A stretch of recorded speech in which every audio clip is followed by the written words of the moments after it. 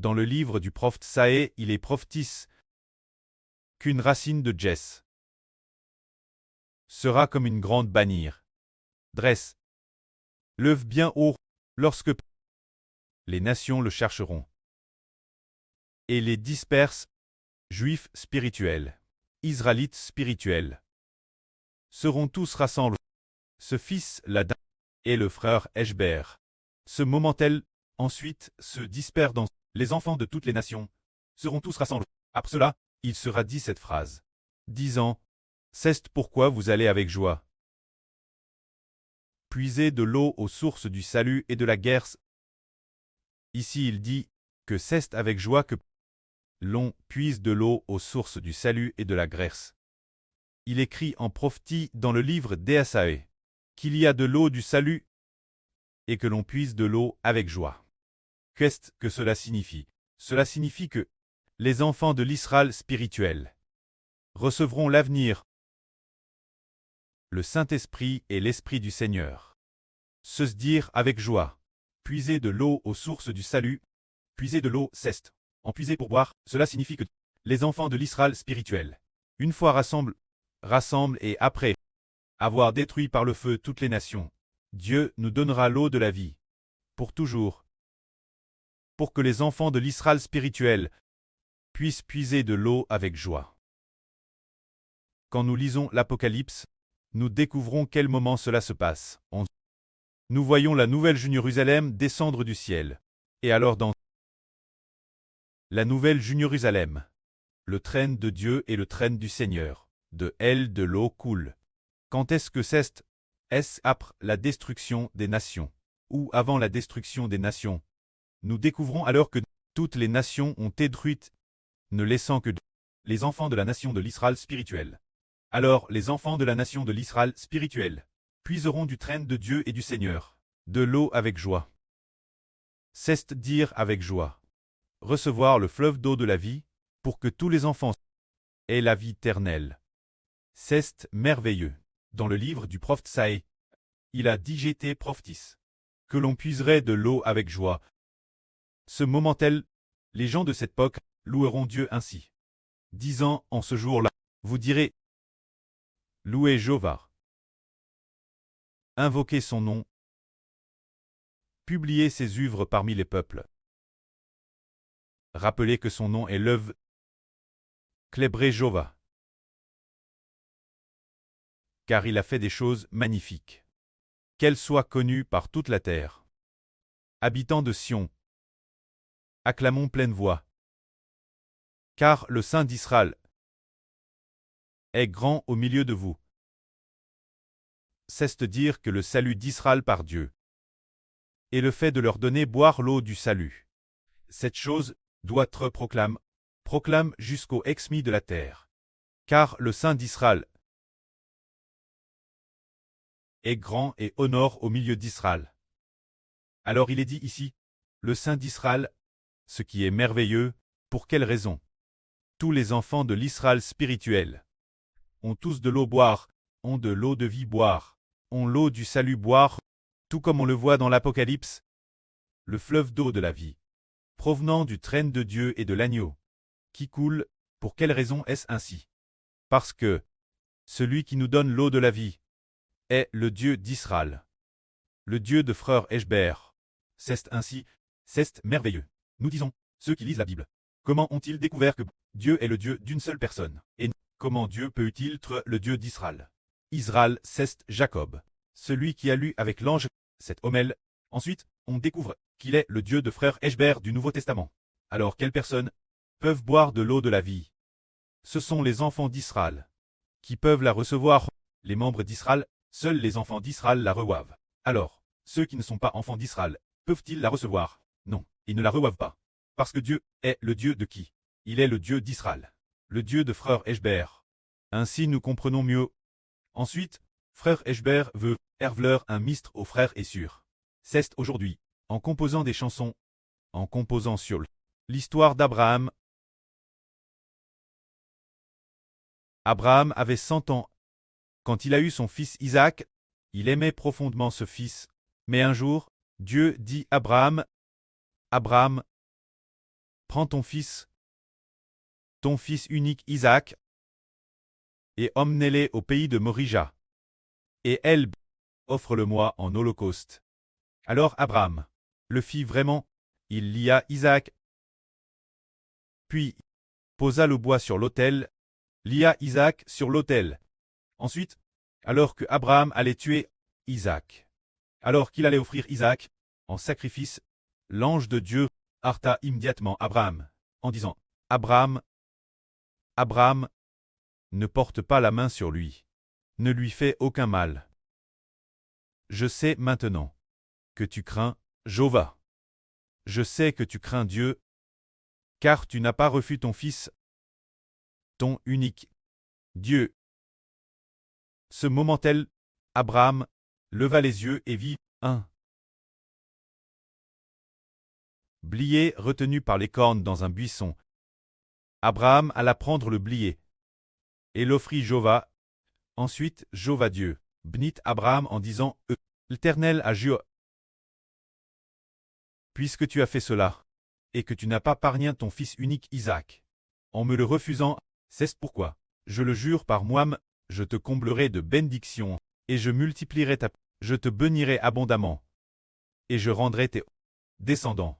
Je multiplierai certainement ta descendance, comme l'étoile du ciel, et comme le sable au bord de la mer. Toutes les nations de la terre seront bénies en toi et en ta postérité, et obtiendront la bénédiction. Parce que tu as obéi ma voix. » Cette histoire, les frères et sœurs l'ont entendue de TRS nombreuses fois, en lisant la Bible, et ils ont aussi compris cette histoire. Alors cette histoire a une signification préfigurative, que nous ne connaissions pas auparavant. Alors Isaac ici, en qu'est-ce que cela signifie d'offrir Isaac Dieu? Le frère Ashbert a fait un RVE autrefois. Dans son RVE, il y avait une surnomme Wrong Whiting, en 2017. Ou en 2018. Enfant pour le frère Ashbert. Un bébé donne naissance un fils. Alors cette sur Wrong Whiting de changer de nom. Pour porter le madame nom que le frère Ashbert juste après. Dans le RVE, le pré-Clest et le Seigneur sont apparus. Alors le pré et le Seigneur, qui aimait beaucoup le frère Ashbert, lui on donne le royaume.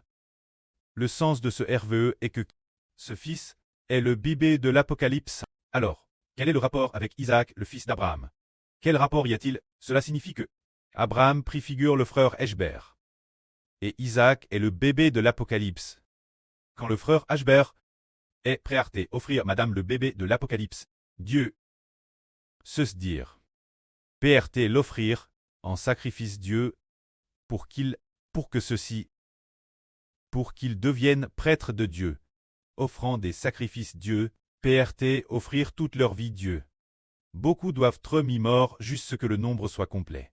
Alors Dieu jurera d'accorder de grandes bénédictions au frère Ashbert, l'Abraham de la nouvelle alliance, en multipliant la descendance du frère Ashbert comme l'étoile du ciel.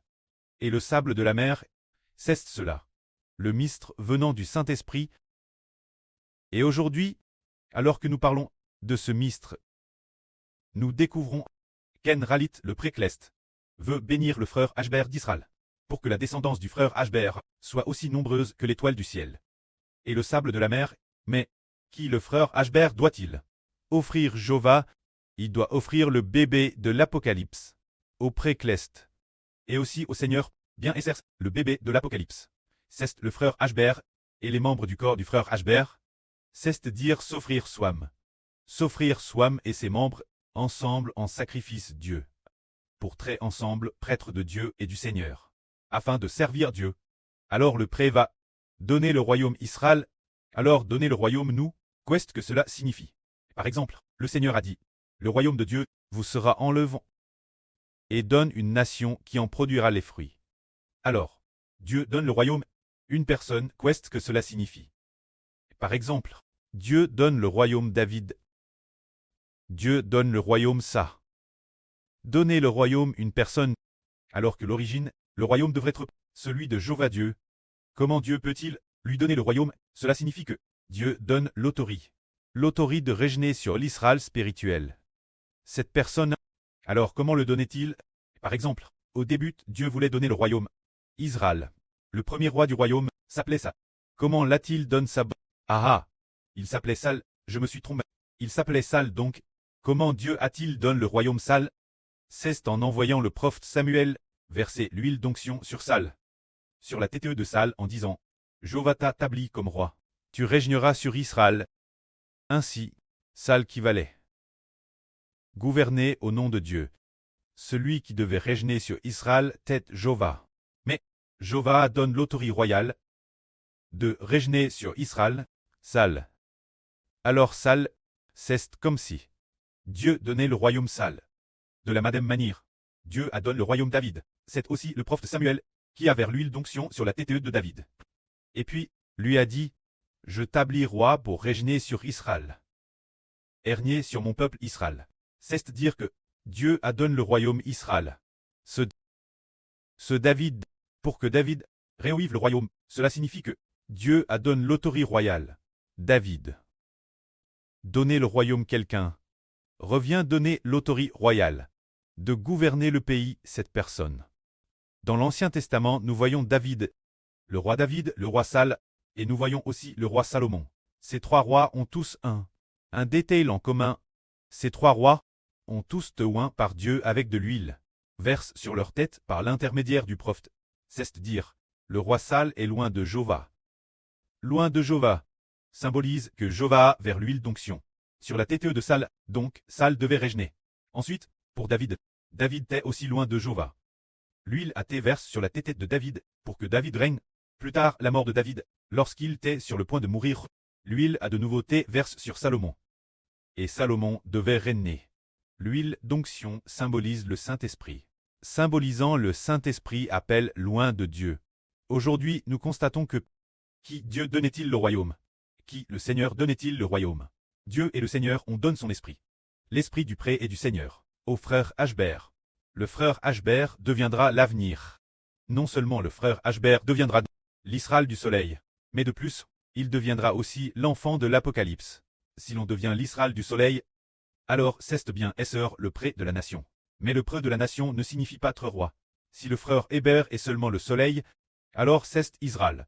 Alors nous voyons que, dans l'Ancien Testament, est-ce qu'Israël a RGN sur le royaume d'Israël, l'Israël de Jacob dans l'Ancien Testament n'a pas RGN sur le royaume d'Israël. C'est David qui a pu régner. C'est pourquoi il faut non seulement devenir le soleil, mais aussi devenir l'enfant de l'Apocalypse. Ainsi, devenir le soleil, c'est être le pré de la nation. Et devenir l'enfant, c'est comme un roi qui revoit le royaume et règne sur tout le pays. Il y a un tel mystre. Ainsi, quand le pré donnait-il cette autorité, c'est quand le pré donne l'esprit du pré au frère Hébert. Quand il donne l'esprit du Seigneur au frère Hébert, cela qui vaut ce que le pré donne son royaume au frère Hébert. Il donne à Ashbert le pouvoir de gouverner son pays. Le Seigneur a aussi donné l'autorité de régner sur le royaume spirituel de Christ au frère Hébert. Alors le frère Hébert devient l'enfant de l'Apocalypse. C'est pour cela que, par conséquent, les peuples de toutes les nations du monde loueront tous Jéhovah, que la gloire soit auprès et au Seigneur. Amen.